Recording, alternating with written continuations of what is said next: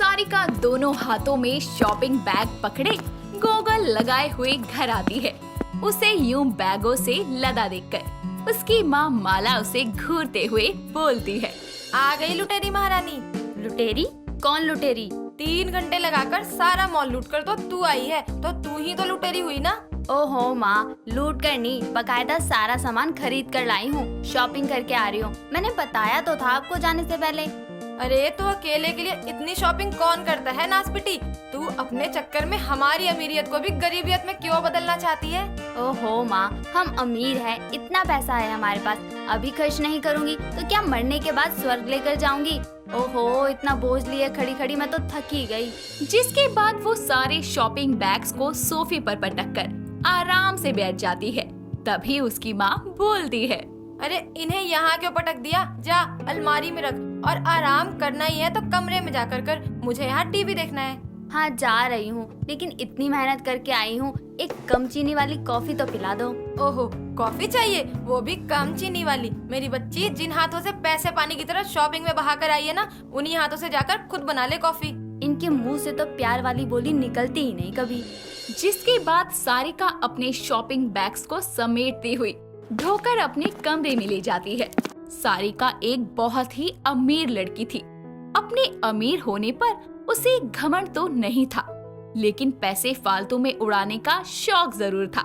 साथ ही उसे शॉपिंग करना हमेशा से भाता था, इसीलिए वो शॉपिंग बहुत किया करती। एक दिन वो टिप टॉप बनकर कॉलेज जाती है। तभी उसकी फ्रेंड शनाया उसे बोलती है, फिर नए कपड़े? अरे तेरे घर में एक कपड़ा दोबारा पहनने का रिवाज नहीं है क्या? इसे स्टाइल कहते हैं बेबी, स्टाइल। हाँ हाँ, बड़े लोग बड़ी बातें। अच्छा, परसों कॉलेज ऑडिटोरियम में काउंसलिंग सेशन होने वाला है, तो उसमें वॉलंटियर करने के लिए मैंने तेरा और अपना नाम लिखवा लिया है। अच्छा चल फिर शॉपिंग पर चलते हैं। शॉपिंग पर अचानक क्यों? अरे परसों के लिए कुछ नई ड्रेस लेकर आएंगे ना, तुझे बस शॉपिंग करने का बहाना चाहिए। सारिका, काउंसलिंग सेशन है, पार्टी सेशन नहीं जो तू उसके लिए शॉपिंग करे। अरे तुझे नहीं करनी तो मत करियो, मुझे कंपनी देने ही चल लेना यार। ठीक है चल लेंगे, लेकिन क्लास के बाद। मुझे लेक्चर मिस करने का कोई शौक नहीं है। हाँ हाँ ठीक है। इतना कहकर दोनों क्लास की तरफ चली जाती है। कुछ देर बाद वो साथ में शॉपिंग करने मॉल में जाती है, जहां आदत से मजबूर सारिका हमेशा की तरह बहुत सारी शॉपिंग करती है और सारे शॉपिंग बैग्स शनाया को उठाने पड़ते हैं। तभी सारिका बोलती है, ओए आज के लिए इतनी शॉपिंग बहुत है यार, कुछ खरीदूं? बस कर कमीनी, अब क्या पूरा मॉल खरीदेगी? तेरी शॉपिंग मेरी आफत हो गई है। मुझे क्या अपना कूली बनाकर लाई है तू? पागल है क्या? अब तू अपने आप ही बैग्स पकड़े जा रही थी, तो मुझे लगा तुझे बैग्स कैरी करना अच्छा लगता होगा। मुंह बंद कर और अपना बोझ खुद ही पकड़। यार ऐसे तो मत कर, ला इस वाले हाथ के मैं पकड़ लेती हूँ। कसम खाती हूँ आज के बाद तेरे साथ शॉपिंग पर भूल के कभी नहीं आऊंगी। अब खड़ी क्या है, निकल भी ले मॉल से। हाँ हाँ चल रही हूँ। जिसके बाद दोनों मॉल से बाहर आती है और टैक्सी लेकर अपने अपने घर पहुंचती है। एक बार फिर इतनी शॉपिंग का सामान लिए सारिका को घर आता देखकर माला का पारा हाई हो जाता है और वो बोलती है, अरे फिर आफत घर ले आई तू। सारिका क्या है ये सब? अरे माँ, परसों कॉलेज में कोई सेशन है, उसी के लिए शॉपिंग की है, कसम से। तू तो शॉपिंग करके कपड़े पटक देती है अलमारी में।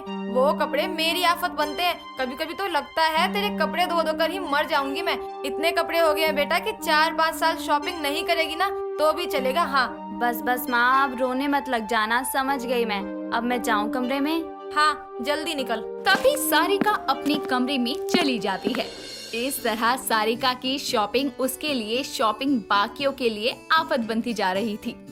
ऐसे ही समय बीतता है और सारिका की शादी विनीत नाम के एक लड़के के साथ हो जाती है। शादी की पहली रात को ही अपनी शादी के लहंगे को चेंज करके वो एक बढ़िया सी नाइटी पहन लेती है। विनीत उसको देखकर खुश आ जाता है। दोनों एक दूसरे के करीब आने लगते हैं। तभी सारिका की नाइटी बेड में लगी एक कील से फंसकर फट जाती है और उसे देखकर सारिका बोलती है, ओह माय गॉड, ये क्या हो गया? ये तो फटकर बर्बाद हो गई। आज पहली बार पहना था मैंने। अरे नाइटी ही तो फटी है, इसमें क्या बड़ी बात हो गई? आप भी कैसी बातें करते हैं। अब मैं क्या इस फटी नाइटी को पहने घूमूं? मुझे तो अभी नया नाइट सूट चाहिए। अरे जरा सी नाइटी क्या फट गई, तुम नई लेने की बात कर रही हो?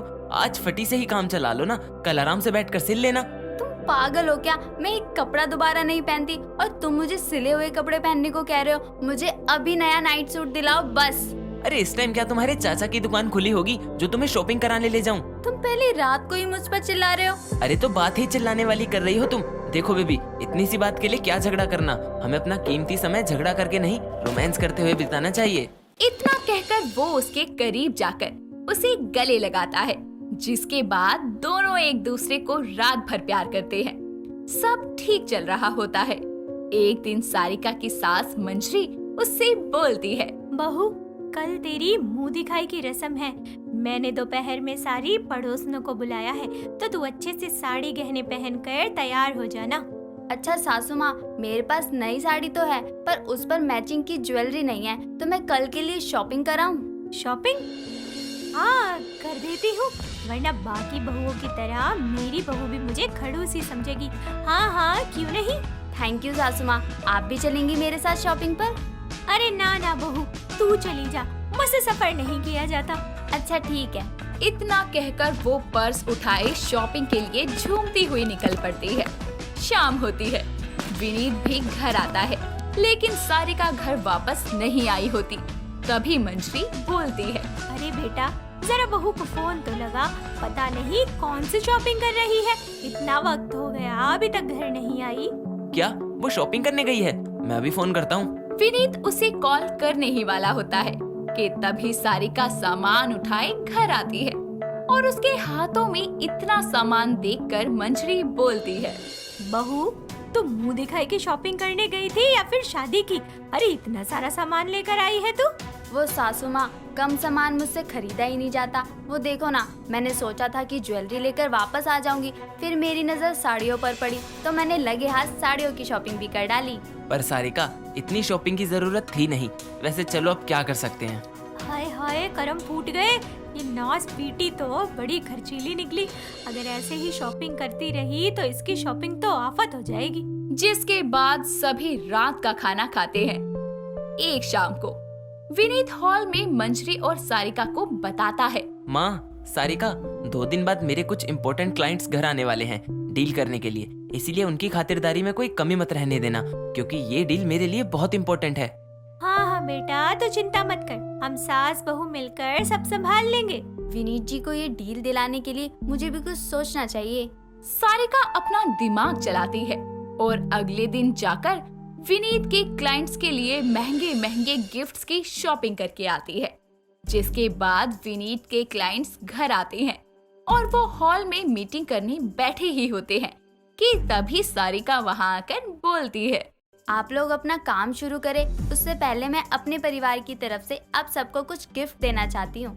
इतना कहकर वो सबको गिफ्ट देती है, लेकिन उसके गिफ्ट देने को सब अलग नजरिए से देखते हैं और उनमें से एक आदमी बोलता है, मिस्टर विनीत, ये सब क्या है? ये डील साइन हो जाए, इसीलिए आप हमें इन गिफ्ट्स के नाम पर रिश्वत देने की कोशिश कर रहे हैं। नहीं नहीं सर, ऐसी कोई बात नहीं है। अब यहाँ कोई मीटिंग नहीं होगी, चलिए सब। वो सब उन गिफ्ट्स को रिश्वत समझकर वहाँ से बिना मीटिंग किए चले जाते हैं। तभी अपना सर पकड़े हुए विनीत बोलता है, ये क्या हो गया सारिका, किसने कहा था ये सब करने को? मैंने तो गिफ्ट्स की शॉपिंग अच्छा सोच कर ही की थी, मुझे क्या पता था ये सब हो जाएगा। तुम्हारी शॉपिंग ने मेरा बेड़ा गर्क कर दिया। और कर लो शॉपिंग।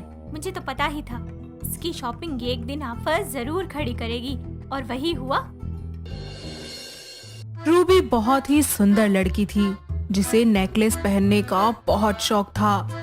वो अपनी मम्मी के हार भी अक्सर पहन लिया करती थी। ऐसे ही एक दिन वो मैगजीन देख रही थी जिसमें बहुत सारे सुंदर सुंदर गोल्ड, प्लैटिनम, सिल्वर, डायमंड के नेकलेस के पिक्चर्स थे। उन्हें देखकर उसका मन करता है कि वो भी ये सब पहने। उसके परिवार में उसकी मम्मी शिखा और पापा पप्पू रहा करते थे। ऐसे ही एक दिन उसकी फ्रेंड स्नेहा उनके घर अपनी एंगेजमेंट का इनविटेशन देने आती है। रूबी, कल मेरी एंगेजमेंट है, टाइम से आ जाना, सारा काम तुझे ही करना है। और नहीं आई ना तो मैं एंगेजमेंट नहीं करूंगी, देख लियो। अरे तू चिंता क्यों करती है, मैं तेरी सगाई में जरूर आऊंगी और इतनी खूबसूरत बनकर आऊंगी ना कि मेरा होने वाला जीजू तो मेरा दीवाना हो जाएगा। अच्छा बेटा, ऐसा करेगी है? ठीक है फिर जब तेरी शादी होगी ना तो मैं तेरा दूल्हा ही मंडप से लेके भाग जाऊंगी। अच्छा, तो मैं शादी ही नहीं करूंगी, ना दूल्हा होगा ना तू लेके भागेगी। अच्छा, अब मैं चलती हूँ, बाय बाय रूबी। पागल, मार क्यों रही है? इस तरह मस्ती करते हुए स्नेहा अपने घर चली जाती है और रूबी अपनी माँ से कहती है, माँ, आपको पता है ना कि कल मेरी दोस्त की एंगेजमेंट है, तो मुझे मेरे ब्लू कलर के लहंगे के मैचिंग का नेकलेस दे दो जल्दी से। ठीक है, दे दूंगी, तो चिंता मत कर। नहीं माँ, मुझे अभी दो, अभी के अभी दो, मुझे सब्र नहीं हो रहा। रूबी अपनी माँ के पीछे पीछे जाती है और वो उसे अपने सारे नेकलेस निकाल कर दिखाने लगती हैं और उसे अपने लहंगे से मैचिंग एक नेकलेस मिल जाता है। अगले दिन वो अपनी फ्रेंड की एंगेजमेंट में जाने के लिए उस नेकलेस को पहनकर तैयार हो जाती है और एंगेजमेंट वेन्यू पर पहुंचती है, जहां वो अपनी फ्रेंड से मिलती है। ये कांग्रेचुलेशन भूतनी, और जीजू आपको भी, फाइनली हो ही गई आप दोनों की एंगेजमेंट। थैंक यू यहाँ आने के लिए और मेरी तारीफ करने के लिए। अब ये बताओ कि मेरा गिफ्ट कहाँ है? कैसी दोस्त है यार, मैं आ गई वही तेरा गिफ्ट है, फिर भी गिफ्ट मांगे जा रही है। अच्छा बाबा, सॉरी, गाड़ी में रखा है तेरा गिफ्ट, अभी लेकर आती हूँ। रूबी उन दोनों को गिफ्ट देती है, जिसके बाद वो दोनों एक दूसरे को रिंग्स पहनाते हैं और पिक्चर्स क्लिक करवाते हैं।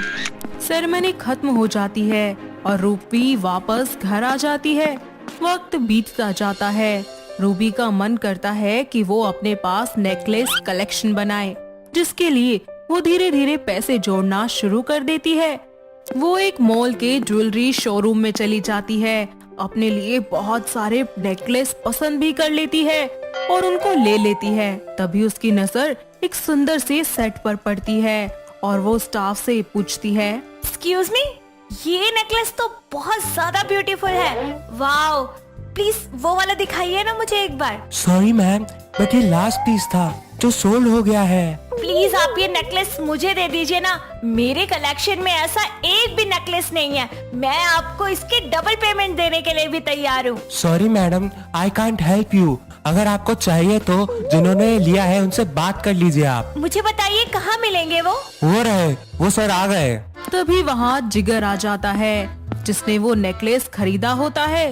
रूबी उसे देखकर उसे बोलती है, हाय, आई एम रूबी, और आपने जो नेकलेस लिया है वो मुझे बेहद पसंद आया है। प्लीज आप कोई और नेकलेस ले लीजिए ना और मुझे वो दे दीजिए प्लीज। हेलो, आई एम जिगर।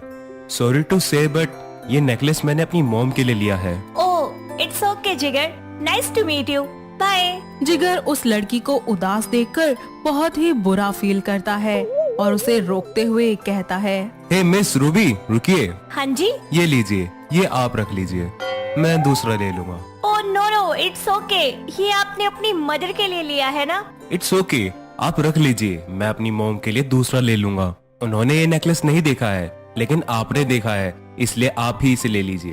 Thank you so much Jigar, you are so sweet. If you don't mind, आप अपनी मदर को ये वाला नेकलेस गिफ्ट कर दीजिए, ये मैंने खरीदा है स्पेशली उनके लिए। Thank you.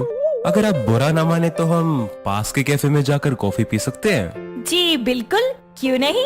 दोनों एक कैफे में जाकर कुछ देर एक दूसरे से बातें करते हैं। जिगर को रूबी से बातों ही बातों में प्यार हो जाता है, जहां वो दोनों एक दूसरे से अपना नंबर एक्सचेंज करते हैं, तो वहीं रूबी भी उसे पसंद करने लगती है।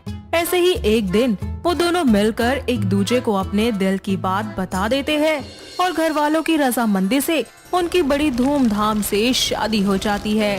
धीरे धीरे रूबी अपने ससुराल की सारी जिम्मेदारियां बखूबी संभाल लेती है और सबको अच्छा अच्छा खाना बनाकर खिलाती है।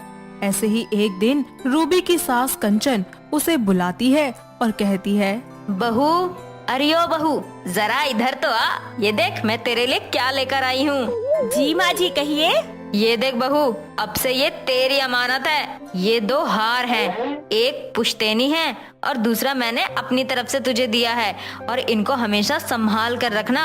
पर माँ जी ये तो। पर वर कुछ नहीं बहू, अब से ये तेरी जिम्मेदारी है। ओ थैंक यू माँ जी। और हाँ, इसके पीछे एक और मतलब है। ये हार मैंने तुझे इसलिए दिया है ताकि तू अपनी मुंह दिखाई में यही हार पहनेगी और सब लोग मेरी बहू को देखते ही रह जाएंगे। हाँ, आप बिल्कुल चिंता मत कीजिए माँ जी। और एक बात कहूँ, ये दोनों हार बहुत ज्यादा खूबसूरत हैं। ठीक है, अब मुझे अपने हाथ से बनाकर पकोड़े तो खिला दे। कुछ देर बाद रूबी अपनी माँ जी के लिए पकोड़े बनाकर देती है। अगले ही हफ्ते कंचन रूबी की मुंह दिखाई की रस्म रखती है। दोपहर के 2 बज जाते हैं। रूबी अपने कमरे में हार को पहनकर ट्राई करती है और वो नेकलेस उतार कर रख देती है कि उसके हाथों से पुश्तैनी वाला हार गिरकर टूट जाता है और सारे मोती बिखर जाते हैं। ये देखकर रूबी घबराते हुए कहती है, ओह माय गॉड, ये मैंने क्या कर दिया। अगर माँ जी ने इस हार को इस हालत में देख लिया, वो तो मुझे कच्चा चबा जाएंगे और डकार भी नहीं लेंगी। क्या करूँ 2 घंटे बचे हैं अभी भी मुंह दिखाई की रस्म में। जल्दी से इसे ठीक करवा देती हूँ। रूबी उस हार के मोती लेकर छुपते छुपाते घर से बाहर निकल जाती है और ज्वेलरी की दुकान पर पहुँचती है और ज्वेलर को कहती है, सुनिए भैया, एक इमरजेंसी है। ये हार मुझसे गलती से टूट गया है। प्लीज आप इसे जल्द से जल्द ठीक कर दीजिए। मुझे 4 बजे से पहले चाहिए ये हार। मैडम 4 बजे तक हो जाएगा। ज्वेलर उस हार को ठीक करने की कोशिश करता है। तब तक रूबी अपने पति जिगर को ये सब बता देती है और उसका इंतजार करती है। करीबन 3:30 बजे रूबी ज्वेलर से काम जल्दी करने को बोलती है। यहाँ जिगर भी जल्दी से रूबी के पास पहुँचता है और उसे घर भेज देता है। रूबी घर पहुँच जाती है और अपने कमरे में जाकर तैयार हो जाती है। तभी उसकी सास वहाँ आती है और रूबी लंबा सा घूंघट करके अपनी सास के साथ नीचे आकर मेहमानों के आगे बैठ जाती है। एक एक करके सब उसकी गोद में शगुन का नारियल रखते हैं और उसे आशीर्वाद देते हैं। ऐसे में कंचन उसका घूंघट उठाने वाली होती है कि तभी जिगर आ जाता है और अपनी माँ से कहता है, माँ रुकिए, पहले मैं आया हूँ। पहले मैं इसका घूंघट उठाऊंगा प्लीज माँ, और 2 मिनट के लिए मुझे इससे कोई जरूरी बात भी करनी है। इस तरह जिगर रूबी को जल्दी से वापस फंक्शन में ले आता है और दोनों मुंह दिखाई में शामिल हो जाते हैं। साथ ही रस्म भी शुरू करते हैं। सब रूबी को आशीर्वाद देते हैं और उसके पहने हुए हार की भी बहुत तारीफ करते हैं और मुंह दिखाई की रस्म पूरे रीति रिवाजों के साथ पूरी हो जाती है। और इस तरह रूबी अपने ससुराल वालों के साथ खुशी खुशी अपनी जिंदगी में आगे बढ़ जाती है। सोनिया हाथों में बैग लिए हाई हील्स पहनकर सड़क पर चल रही होती है। तभी अचानक से उसका बैग लेकर एक चोर भागने लगता है और सोनिया चिल्लाने लगती है, रुको, अभी बताती हूँ। हेल्प हेल्प, पकड़ो, चोर चोर। तभी सोनिया को भागता देख एक लकी नाम का लड़का उस चोर का पीछा करता है और उसको पकड़कर मारने लगता है। तभी वहाँ सोनिया आ जाती है और उस चोर को मारती है और कहती है, तूने क्या सोचा था कि इसमें बहुत सारा माल छुपा होगा? अरे बेवकूफ, ये बैग तो खाली है, पर मैं तुझे पुलिस थाने जरूर लेके जाऊंगी। इतना सुनकर चोर वहाँ से रफू चक्कर हो जाता है और लकी मन ही मन सोचता है, क्या बैग खाली है? खामखा इतनी मेहनत करवा दी। वैसे तुम्हारी मेहनत खराब नहीं गई। I am impressed. मेरी मदद करने के लिए बहुत बहुत शुक्रिया। अरे कोई नहीं, यह तो मेरा फर्ज था। दोनों चलते चलते बात करने लगते हैं और उनमें अच्छी दोस्ती हो जाती है। साथ ही एक दूसरे का नंबर्स भी एक्सचेंज कर लेते हैं। दोनों आए दिन फोन पर बातें किया करते। ऐसे ही समय बीतता जाता है और एक दिन लकी सोनिया को मिलने के लिए एक पार्क में बुलाता है, जहां दोनों अच्छे से तैयार होकर आते हैं। लकी जैसे ही एक कुर्सी पर बैठने लगता है, तभी सोनिया उस कुर्सी पर लात मारकर लकी को नीचे गिरा देती है और फिर बोलती है, जमीन पर बैठ, बहुत अच्छा लग रहा है और आदत डाल ले जमीन पर बैठने की ही, क्योंकि तेरी कुर्सी तो गई। क्या बोल रही हो? मैं तो तुम्हें यहाँ शादी के लिए प्रपोज करने आया था यार। मैं गंगूबाई, प्रेसिडेंट कमाठीपुरा, कवारी किसी ने छोड़ा नहीं और श्रीमती किसी ने बनाया ही नहीं। अरे क्या पागल लड़की है ये, मैं जा रहा हूँ। लकी गुस्से से वहाँ से जाने लगता है। तभी सोनिया भागते हुए जाती है और घुटनों के बल बैठकर उसको शादी के लिए प्रपोज कर देती है।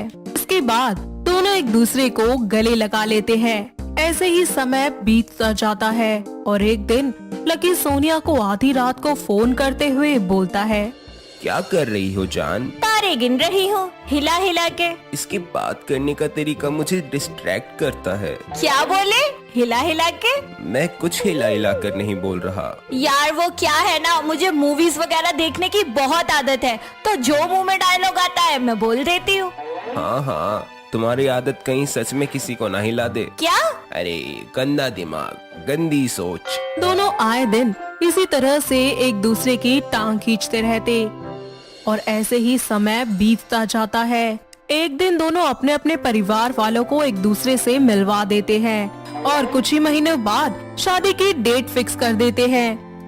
ऐसे ही समय बीतता जाता है और धीरे धीरे शादी का दिन नजदीक आ जाता है। ऐसे ही शादी की रस्में शुरू होने से पहले लकी की माँ सोना देवी कुछ शगुन लेकर सोनिया के घर जाती है और उससे कहती है, ये ले, हल्दी मेहंदी शादी का सारा सामान है इसमें।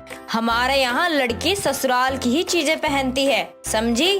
जी जरूर। और हाँ, अच्छे से फेशियल वगैरह करवा लियो ताकि सब लोग देखें तो ये कहें कि सोना देवी की बहू एकदम खरा सोना है। ऐसे ही समय बीतता जाता है और हल्दी वाले दिन सोनिया पीला सूट पहनती है और उसको हल्दी लगाई जाती है। सभी जगह हंसी खुशी का माहौल होता है। ऐसे ही शादी का दिन आ जाता है। लकी जोरों शोरों से बारात लेकर आता है और सोनिया भी अपनी सास का दिया हुआ लहंगा पहनकर तैयार हो जाती है। दोनों की जयमाला की रस्म हो रही होती है तो जैसे ही सोनिया माला डालने जाती है तभी उसकी सास उससे कहती है, रुक जाओ सोनिया, जरा इधर आओ मेरे पास। तेरे पेट पे ये निशान कैसा? माँ जी, ये तो अपने आप ही हो गया मुझसे। अपने आप हो गया या कहीं मुंह काला करवा कर आई थी जो ये उसका नतीजा है? बस माँ जी, आप कुछ भी बोले जा रही हैं। लकी, तुम कुछ बोलते क्यों नहीं हो इनको? अरे लकी क्या बोलेगा, यहाँ खड़े आसपास के सभी लोग ये चीज बता देंगे। तभी दो औरतें साथ में मिलकर बोलती हैं, हाँ हाँ, सोना बहन सही बोल रही है। देख लिया? लकी, तुम्हें भी यही लगता है क्या? मैं मजबूर हूँ इस मामले में। हम ये शादी तोड़ते हैं। मैं ऐसे कुलक्षणी को कभी अपने घर की बहू नहीं बनाऊंगी। ऐसे में शादी में मौजूद सोना देवी की बहन का लड़का विराज, जो कि एक डॉक्टर होता है, वो बोलता है, अरे कैसी सोच है आप लोगों की। सबसे बड़ी बात तो ये है, लकी सोनिया से प्यार करता था और आज उसका प्यार कितना कमजोर पड़ गया। मैं एक डॉक्टर हूँ, जरूरी नहीं कि एक औरत के पेट पर या बॉडी पर कहीं भी स्ट्रेच मार्क्स हों तो वो प्रेग्नेंट थी पहले। इसका ये भी कारण है, बॉडी में खिंचाव होना कई कारण हो सकते हैं जिस कारण से ये हुआ है। अरे कोई सोनिया की भी तो बात मानो। लकी, अब यहाँ से चलो, यहाँ और नहीं रहना हमें। आज शादी नहीं होगी तो मतलब नहीं होगी। शादी होगी और मैं करूंगा सोनिया से शादी। शादी के मंडप में विराज सबके सामने सोनिया की मांग भरकर उससे शादी कर लेता है और अपने साथ अपने घर ले जाता है। परिवार में उसकी विधवा माँ सुमन रहा करती थी, जो कि खुद भी एक डॉक्टर थी। वो सोनिया को अपनी बहू के रूप में स्वीकार कर लेती है और ऐसे ही समय बीतता जाता है। सोनिया अपने ससुराल की सारी जिम्मेदारियां बखूबी संभाल लेती है और सोनिया सभी का अपने प्यार से दिल भी जीत लेती है। साथ ही उसका पति सोनिया के स्ट्रेच मार्क्स का खुद इलाज करता है और उन्हें ठीक करता है। कुछ समय बाद सोना देवी लकी की बड़ी धूमधाम से रिया नाम की लड़की से शादी करवा देती है। समय बीतता जाता है और रिया एक नंबर की बदतमीज लड़की होती है। वो उसके घर का सारा काम अपनी सास सोना देवी से ही करवाया करती। ऐसे ही एक दिन सोना अपने बेटे के साथ अपनी बहन सुमन के घर जाती है और सोनिया को घर का सारा काम करते देख उसे अपनी गलती का एहसास होता है। तो वो सोनिया से कहती है, बेटा सोनिया, मुझे माफ कर दे। आज मुझे पता चला कि इंसान की शारीरिक कमी को देखकर हमें उसके गुणों को कभी नहीं आंकना चाहिए। और अगर आज मैंने तुझे उस दिन अपनी बहू बनाया होता, आज तेरी सास की तरह मेरे भी ठाट होते। नहीं मौसी जी, आप ऐसी बातें मत कीजिए। जो हुआ सब किस्मत का खेल था। मुझे भी माफ कर दो सोनिया, उस समय मैंने तुम्हारा साथ नहीं दिया। मुझे किसी से भी कोई शिकायत नहीं है। जो भी हुआ सब भूल जाइए। इस तरह उनको अपनी गलती का एहसास हो जाता है। ऐसे ही समय बीतता जाता है और एक दिन सोनिया को पता चलता है कि वो प्रेग्नेंट है, जिसके बाद वो ये गुड न्यूज घर में सभी को सुनाती है। सभी लोग उसका बहुत ख्याल रखते हैं। ऐसे ही 9 महीने बीत जाते हैं और एक रात सोनिया एक बहुत ही प्यारी सी बेटी को जन्म देती है, जिसके बाद सभी लोग खुशी खुशी हॉस्पिटल से घर आ जाते हैं और अपनी जिंदगी की एक बार फिर नई शुरुआत करते हैं। तो दोस्तों, कैसी लगी आपको हमारी ये स्ट्रेच मार्क्स वाली बहू? क्या आपके घर के आसपास भी है कोई ऐसी बहू जिसके पेट पर या बाकी शरीर के किसी भी जगह पर इसी तरीके से स्ट्रेच मार्क्स हो? अगर हाँ, तो उन्हें ये वीडियो दिखाइए और हमें कमेंट करके बताइए। दोस्तों, अगर आपको ये कहानी पसंद आई तो इसे लाइक करें, शेयर करें और कमेंट करके बताएं कि कहानी में आपको सबसे अच्छा क्या लगा।